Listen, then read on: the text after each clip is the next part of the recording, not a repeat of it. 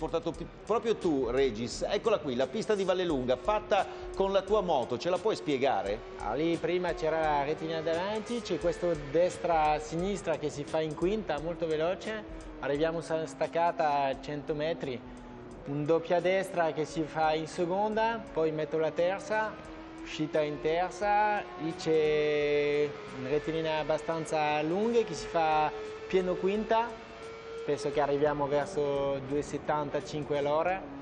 Una staccata molto importante con un destra a 180 gradi molto lungo e molto importante da ritornare bene all'interno per uscire bene. Lì un pezzo molto lento, un sinistra che si fa in prima, penso a 50-60 all'ora. Lì torniamo molto largo per ritornare ancora su un piccolo sinistra molto stretto.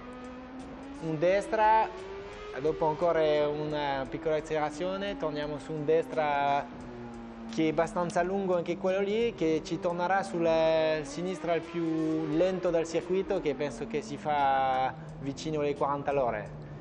Infatti non si fa paura ai 40 all'ora, però è sempre difficile farlo.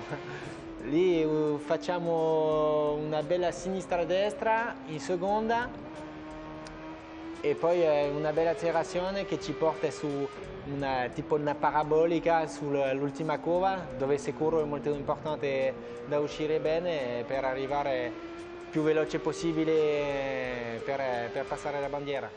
Beh, insomma, ha anche un futuro da telecronista.